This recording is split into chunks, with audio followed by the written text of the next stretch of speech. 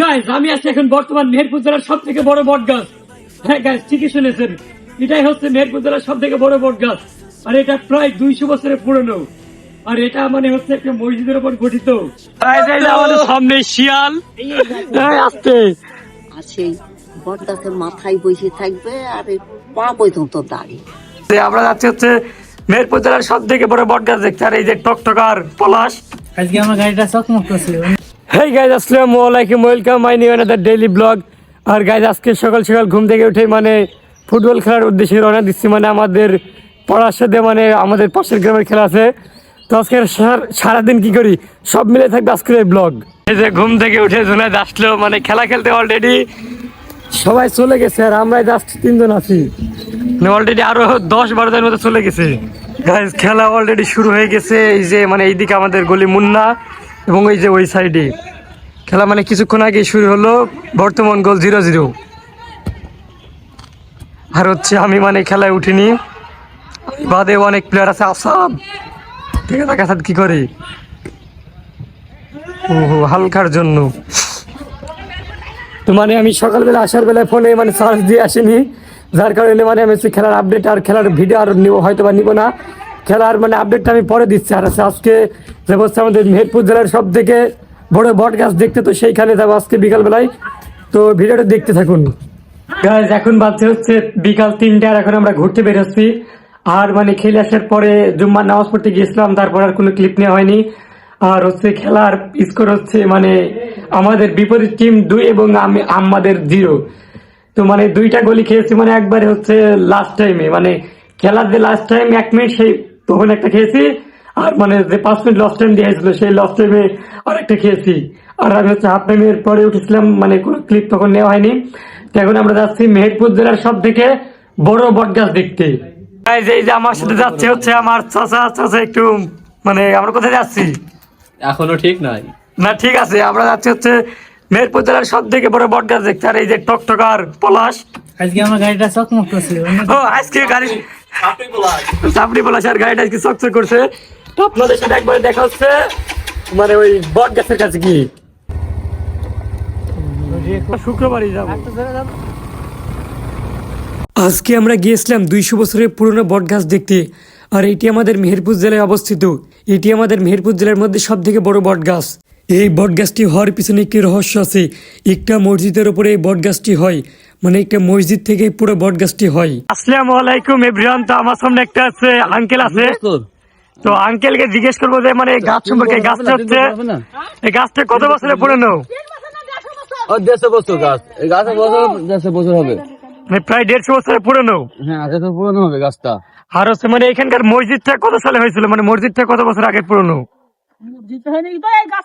মানে মসজিদ থেকে মানে মসজিদেরও আগে গাছটা, মানে মসজিদ তার মানে মসজিদটা প্রায় 200 বছরের এরকম নাকি? মানে মসজিদটা প্রায় 200 বছর মতো মাটি দিয়ে গাঁথা। আর এই গাছটার প্রায় 150 বছর হবে। মানে এটা কিন্তু আমাদের মেহেরপুর জেলার মধ্যে সবথেকে বড় বট গাছ। আমাদের বাড়ি হচ্ছে সাহেবনগর।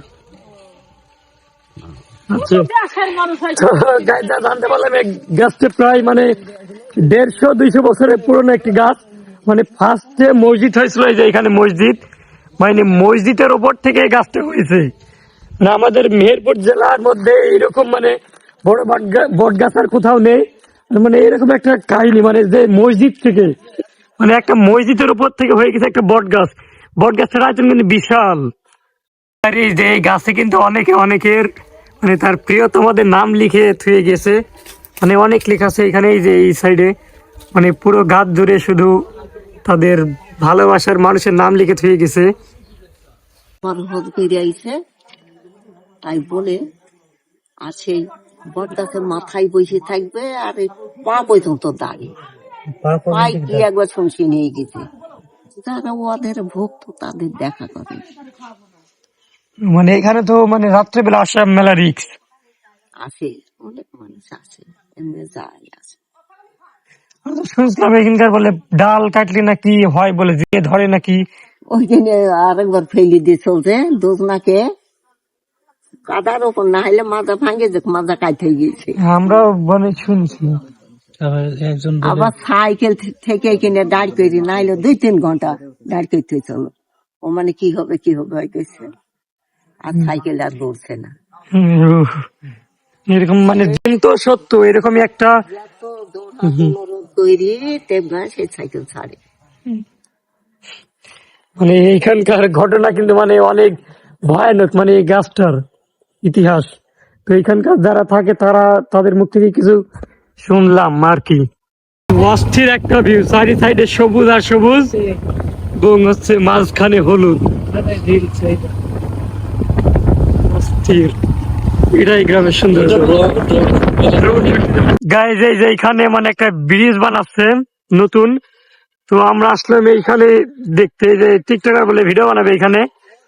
তো দেখি মানে আমিও 2 দিন আগে এসেছিলাম, কিন্তু সেদিন কোনো মানে ভিডিও টিডিও করা হয়নি। যে ব্রিজ বানাচ্ছে, মানে ব্রিজ বানানো আমি আগে কখনোই দেখি নাই প্রসেসিংটা।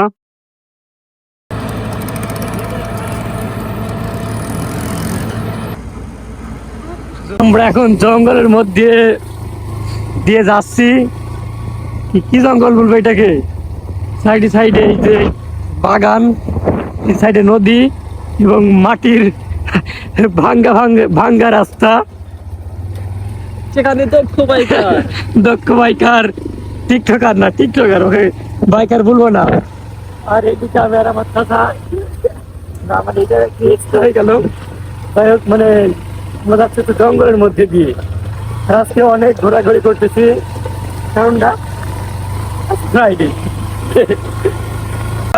আমাদের সামনে শিয়াল আসতে, মানে আমরা এমন এক জঙ্গলের মধ্যে ঢুকে পড়েছি, শুধু চারি সাইডে জঙ্গল আর জঙ্গল। সামনে বাড়ি দেখা গেছে রে। সামনে একটা বাড়ি দেখা গেছে, মানে এরকম রাস্তা মানে খুব কম দেখেছি, ইউনিক একটা রাস্তা। আর রাস্তার এই যে অবস্থা দেখুন, এই যে। ভিডিওটা ছিল এই পর্যন্তই, মানে ঘুরে আসার পরে বাড়ি থেকে মানে বাড়িতে ঢুকে আর বের হয়নি। তো ভিডিওটি কেমন লাগলো অবশ্যই জানাবেন। আর আজকের ভিডিওটা এখানে শেষ করছি, আল্লাহ হাফেজ। আর হ্যাঁ, সাবস্ক্রাইব না করলে অবশ্যই করে দিবেন।